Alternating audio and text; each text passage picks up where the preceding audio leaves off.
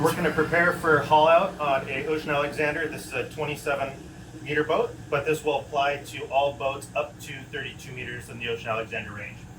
Once you enter the haul out well and turn off your engines, we're going to go to our Octoplex screen and we're going to turn off all of our AC consumers to prepare for dead ship and all of our mechanical items for dead ship.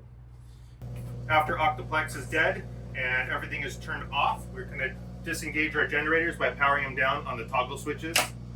From there, we're going to enter our engine room and we're going to close our sea strainers to ensure we don't have any suction or drain water from our intakes on our engines and our HVAC system. So after turning off the generators, they're going to go into their cool down cycle for about 5 minutes. And once they turn off by themselves, we'll go ahead and throw the sea strainers. In the meantime, you're able to go to the main engine sea strainer intakes and close the bronze valve sea cock.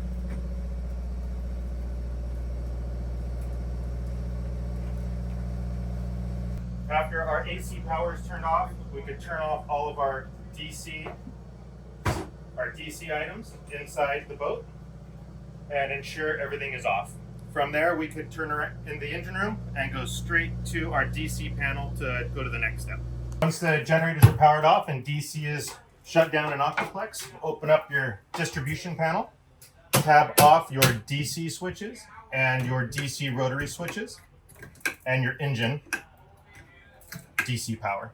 And then below, you're going to go to your generators and turn your generator power off. The last step for going dead ship is to kill our digital switching and Octoplex system by turning off the network power supply switch, and Octoplex is off. That is preparing for dead ship.